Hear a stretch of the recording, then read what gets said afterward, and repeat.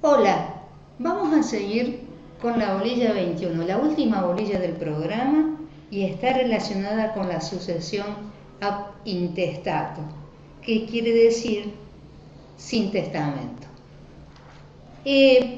Como habíamos dicho en las bolilla 19, la sucesión por causa de muerte podía clasificarse en sucesión a título universal y sucesión a título particular. En la sucesión a título universal significaba obviamente estas, las que vamos a tratar ahora, las que se tratarán en el caso específico de aquel que haya fallecido sin testamento, sucesión ab intestato. Y la sucesión a título particular es otra temática, que es testamento, que se va a desarrollar más adelante. En la sucesión ab intestato a título universal se encontraron tres momentos importantes que se debieron en la evolución en el tiempo político, recordamos, monarquía, república y el imperio, y también evolucionaron con el derecho, ley de las 12 tablas, la impronta del pretor a través de sus edictos y luego las constituciones imperiales de Justiniano. Empecemos. La sucesión ab intestato podía ser a través de la ley de las 12 tablas, y en la ley de las 12 tablas nosotros tenemos que determinar y acordarnos siempre de lo que decía la tabla. ¿Por qué? Porque los llamados que hace son lo que dice la tabla. La tabla dice muy inteligentemente: si muere intestado sin testamento y sin herederos suyos, tenga la familia annado más próximo. Sus heredes lo nombró en primer lugar y annados en segundo lugar. Si no hubiere annados, sea heredero el gentil. Y ahí están los tres llamados. En primer orden, la ley de las 12 tablas llama a los heredes sui, es decir, a sus propios herederos, que eran los legítimos y aún los adoptados. Recibían herencia per cápita, es decir, por cabeza, por partes iguales. Y los nietos, en este caso, por estirpe o tronco familiar. Si no había heredes sui, el segundo llamado que hacía la tabla era a los annados. Es decir, quieren heredar los annados, los unidos por parentesco civil, es decir, hermanos y sobrinos del causante, hermanos y sobrinos del causante. Si eran varios, el más cercano excluía al más lejano. Si no había annados, tal como lo dice la tabla, sea heredero el gentil. El gentil eran los voluntarios, es decir, aquellos otros que sin tener una relación de parentesco ni civil ni cognaticio estaban en el grupo familiar, en aquel antiguo, primigenio grupo familiar. Y esos gentiles, parientes alejados, concurrían a la herencia por partes iguales. Es decir, lo importante que buscaba las tablas era que esa herencia no quedara vacante, ni que sí tuviera herederos. No importaba si eran cercanos o no, que tuviera herederos. ¿Qué efectos tenía estos llamados? Excluía a los hijos emancipados, en primer lugar. En segundo lugar, no llamaba a la mujer cunano.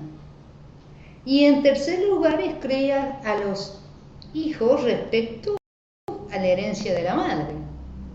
Nada habla la tabla de la herencia materna.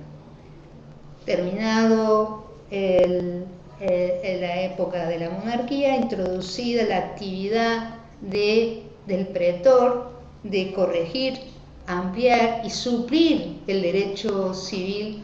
¿Recuerdan ustedes que eran las funciones del pretor? El pretor viene no a modificar, sino buscando la utilidad pública o bajo el pretexto de la utilidad pública, pretende reubicar en forma no más ordenada quiénes debieran ser los herederos. Y va a cambiar varias cosas, pero entre ellas la principal va a ser el parentesco, porque ya el parentesco no va a ser por agnación. Aquí va a brindarse el parentesco por cognación. Y va a entregar, en lugar de la titularidad o el cambio de titular, como hacía las tablas de los patrimonios del difunto, lo que va a entregar es la bonorum possessio. La bonorum possessio es una posesión de buena fe. ¿Y qué significa posesión de buena fe? Ustedes recuerdan cuando han visto posesión, que la posesión era un instituto jurídico que tenía el derecho romano y que a nosotros nos ha llegado también, por el cual la posesión es tener el cuerpo, se posee cuando se tiene el cuerpo y el ánimo, es decir, corpus y ánimos. Cuerpo y el deseo o el ánimo de tener ese bien. Entonces, entregado la posesión, la bonorum possessio, la posesión de buena fe, a través de los distintos edictos que iba dictando, y así se fueron produciendo los distintos llamados. Llamó unde libere, les va a traer la palabra unde, pero unde no tiene un significado, no tiene un significado solamente en latín, pero no puede ser traducir al castellano. Yo por lo menos no lo he encontrado, pero sí quiere decir se refiere a ese. Entonces llama unde libere, el primer llamado que hace unde libere, es decir, los descendientes, y no solo los descendientes, sino la descendencia también de los descendientes, ¿sí? Liberis, es decir, que desde los emancipados van a entrar también a esa llamado que hace el pretor. Unde liberi, los emancipados. ¿Cómo van a venir los emancipados? Y lo determina bien el pretor. Los emancipados vienen a la herencia trayendo todo el caudal de bienes conseguido desde el momento en que se produjo la emancipación hasta el momento de la muerte del causante. Y acá aparece la otra palabra nueva. Y va a colar todos esos bienes con el resto de los bienes del causante. Y todo eso va a ser repartido o dirimido entre los herederos. Si no hay un delivery, se vuelve el pretor y llama un de legítimo. ¿Por qué? Porque el un de legítimo es el llamado que hace precisamente la propia ley de las 12 tablas, es decir, va a llamar a los heredes sui, a los agnados y a los gentiles. No llama a los emancipados, pero no llama porque ya hizo el primer llamado, no es que los excluye.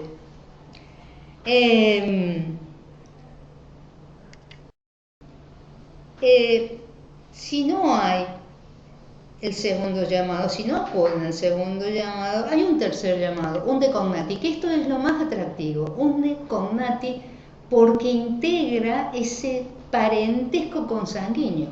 Es decir, atrás quedó, en la época de la monarquía, el agnaticio, hoy es consanguíneo para el pretor.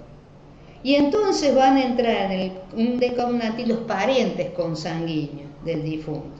Línea masculina o línea femenina, y hasta el 6º grado. Es decir, con la pretensión de cubrir todo el espectro del parentesco del difunto o del decuius, como dicen sus autores. Y por último, y haciendo realmente justicia, va a llamar unde, vir, ec, uxo. Ustedes saben que uxo es mujer. ¿Y a quién se refiere? Se refiere a la cónyuge supértice, casada con manum o sin manum, que no estuviera divorciada. Por primera vez va a aparecer la esposa del causante, va a aparecer en ese llamado la herencia. Obviamente, vuelvo a reiterar para que no se olvide, no entrega la propiedad ni la titularidad de los bienes, solamente está trayendo la posesión de buena fe. Y la posesión de buena fe, según la Iglesia, y a mí me convence, es una adjudicación interina, que tiene trámites posteriores, ¿no es verdad? Que podrá ser otorgada temporaria o definitivamente si sigue el trámite de la usucapión, que ustedes ya estudiaron usucapión, que ese es el trámite que le sigue a la posesión para lograr la titularidad de ese bien.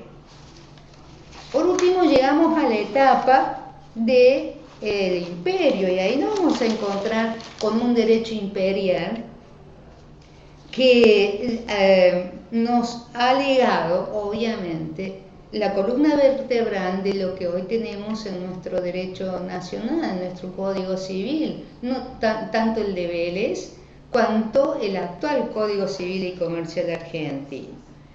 Y el derecho imperial está compuesto, si tenemos que decir, por senados consultos primero, y luego los senados consultos son importantes. ¿Por qué? Porque van a tratar de legislar a través del Senado consulto sobre la herencia de la mujer. Es decir, la Constitución imperial tertuliana, de Tertuliano y Orficiano, o tertuliana como dicen sus autores, impone la sucesión de la madre respecto de sus hijos y viceversa, de sus hijos respecto de su madre. Y la Constitución imperial valentiniana y anastasiana va a contemplar los nietos del abuelo materno, que no entraban, ¿se acuerdan?, en ninguno de los otros. El carácter de heredes sui, es decir, que ya la herencia no iban a venir los herederos suyos de solamente los próximos, sino los de aquella otra familia materna. Y además llamó a los hermanos y hermanas emancipados, es decir, a todos los emancipados. La Constitución, vuelvo a reiterar, la valentiniana, como dicen sus autores, o la de valentiniana y anastasiana. Y por último, las novelas de Justiniano, las constituciones imperiales 118 y 127 de Justiniano, que elabora un sistema por demás equitativo. ¿Por qué? Porque el primer llamado se los va a hacer a los descendientes, sin distinción y sin exclusión. Descendientes, hijos, nietos de padres fallecidos. No siempre va a ser a través de la cognación, porque ya está instalada y porque ha cambiado ese mundo romano, porque ya no es aquel pequeño mundo romano de la monarquía y porque este mundo romano atrapaba más de la mitad de lo que es hoy Europa. Entonces no podíamos hablar solamente de agnación. Entonces, en primer lugar, descendientes, todos los hijos y nietos. ¿Por qué? Porque los nietos viven en representación del padre premuerto. En segundo lugar, va a llamar los ascendientes, es decir, porque prevé que puede haber padres, puede haber abuelos o puede haber bisabuelos, porque ya no hay pater family a la altura del imperio. Ya no está el poder doméstico, la potestad doméstica, el poder religioso y político. Es otro tipo de familia y ustedes lo deben haber corroborado en sus autores. En tercer llamado va a ser colateral, es decir, hermanas y hermanos del causante. Y también van a venir los hijos de esas hermanas y esos hermanos de aquellos hermanos premuertos o aquellas hermanas premuertas. Y por último, otros colaterales. Aquellos parientes, aquellos demás parientes, lejanos parientes, que el más próximo obviamente va a excluir al más lejano. Como verán, la temática es interesante, es extensa, sus autores lo van a nutrir perfectamente bien. Esto es solamente una guía y teniendo siempre presente que el instituto de la asociación, germinado así como lo hemos ido desarrollando en el derecho romano, la sucesión por causa de muerte está íncito en el propio deseo del ser humano de perpetuarse a través de personas o cosas. Muchas gracias.